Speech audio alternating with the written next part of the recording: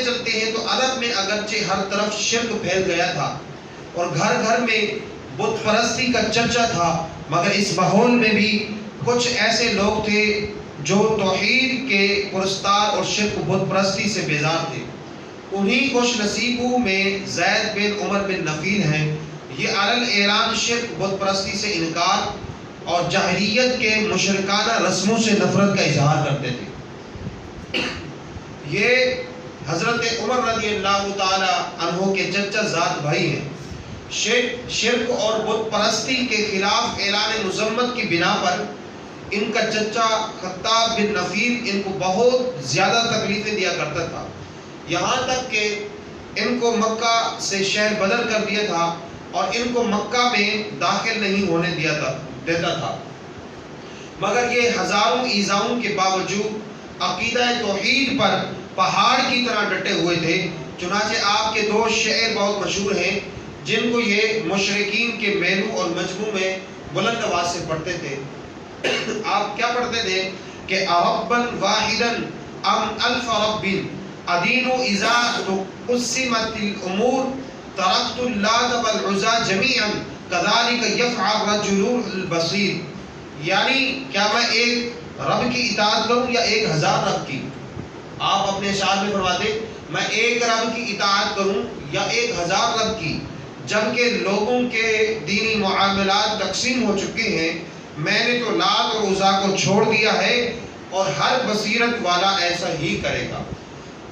تو یہ شعر جو ہے آپ ہر ان کے مشرکین کے مجمع میں میلوں میں یہ پڑھتے تھے، اور یہ مشرکین کے دین سے متنفر ہو کر دین برحق کی تلاش میں ملک شام چلے گئے۔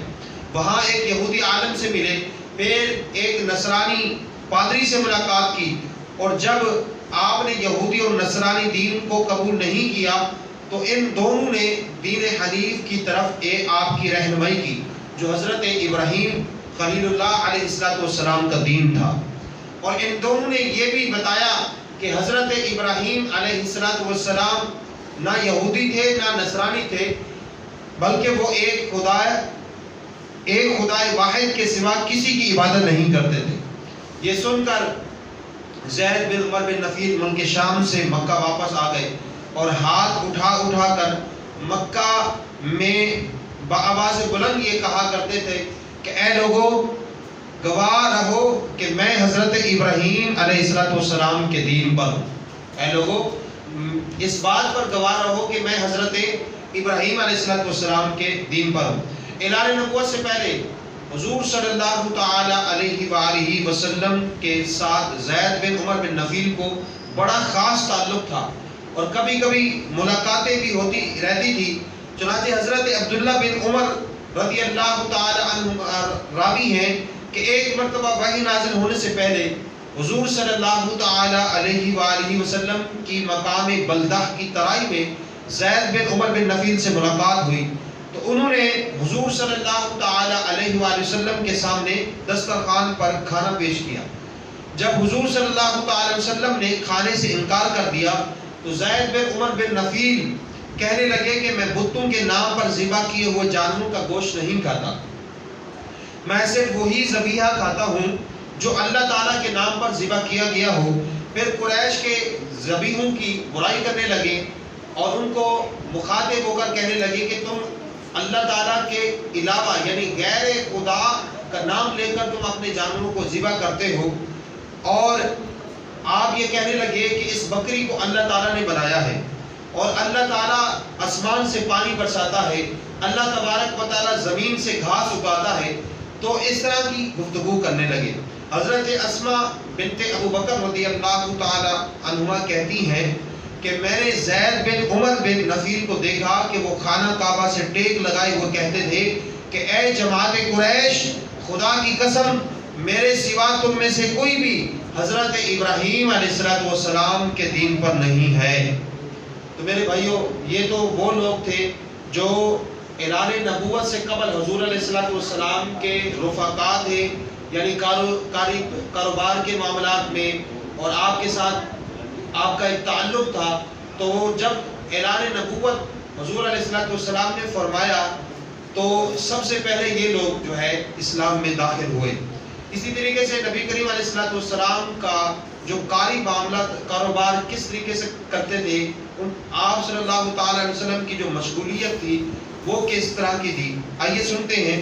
حضور اقدس صلی اللہ تعالی علیہ وآلہ وسلم کا اصل خاندانی پیشہ جو ہے وہ تجارت تھا. کیا تھا؟ تجارت تھا. اور چونکہ آپ صلی اللہ تعالی علیہ وآلہ وسلم بچپن ہی میں ابو طالب کے ساتھ کئی بار تجارتی سفر فرما چکے تھے، جس سے آپ صلی اللہ تعالی علیہ وآلہ وسلم کو تجارتی لین دین کا کافی تجربہ بھی حاصل ہو چکا تھا.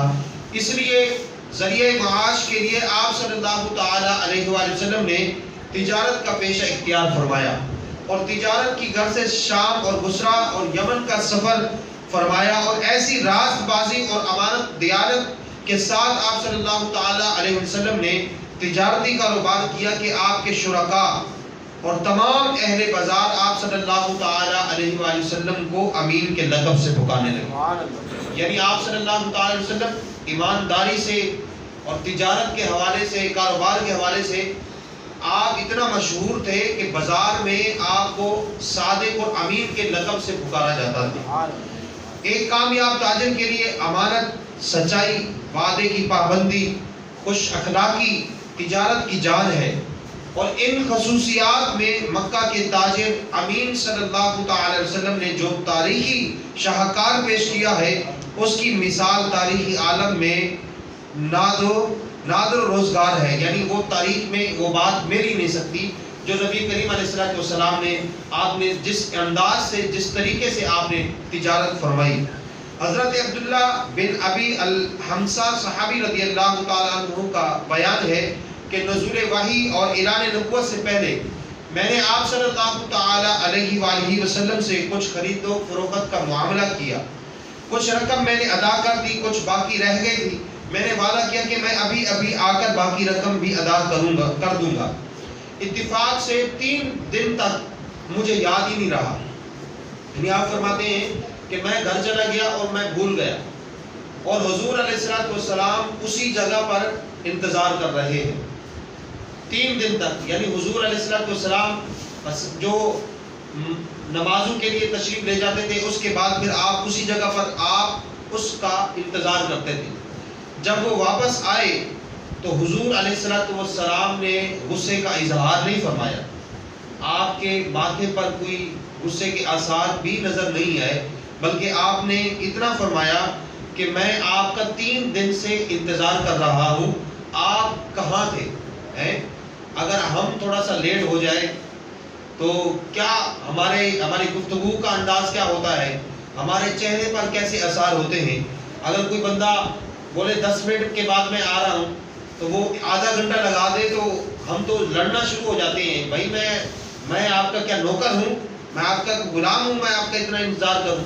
لیکن وہ امام الانبیاء ہو کر 3 دن تک آپ جو ہے ویٹ کرتے رہے، وہاں پر انتظار کرتے رہے. تو یہ وعدہ نبی کریم علیہ السلام نے نبھایا. اسی طرح ایک صحابی حضرت صائب رضی اللہ تعالیٰ عنہ جب مسلمان ہو کر بارگاہ رسالت میں حاضر ہوئے تو لوگ ان کی تعریف کرنے لگے. تو رسول اللہ صلی اللہ تعالی علیہ وسلم نے فرمایا کہ میں انہیں تمہاری نسبت زیادہ جانتا ہوں. حضرت صائب رضی اللہ تعالی عنہ کہتے ہیں میں عرض گزار ہوا میرے ماں باپ آپ صلی اللہ تعالی علیہ وآلہ وسلم پر فدا ہوں. آپ نے سچ فرمایا اور اعلان نبوت سے پہلے آپ صلی اللہ تعالی علیہ وآلہ وسلم میرے شریک تجارت تھے، اور کیا ہی اچھے شریک تھے. آپ نے کبھی لڑائی جھگڑا نہیں کیا تھا. تو حضرات محترم، نبی کریم علیہ السلام کی آپ سیرت مبارکہ پڑھیں، اور بچپن سے لے کر جوانی تک، جوانی سے لے کر آپ کے اعلان نبوت فرمانے تک، اور اس کے بعد تک آپ کا ہر لمحہ، ہر انداز، ہر کام ایک نرالا نظر آتا ہے.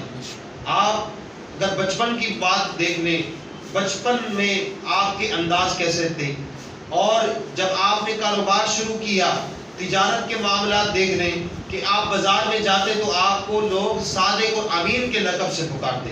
یعنی آپ نے کاروبار کو اس اچھے انداز سے لوگوں کے ساتھ کاروباری معاملات میں شراکت کی کہ لوگ آپ کو صادق اور امین کے لقب سے پکارنے لگے.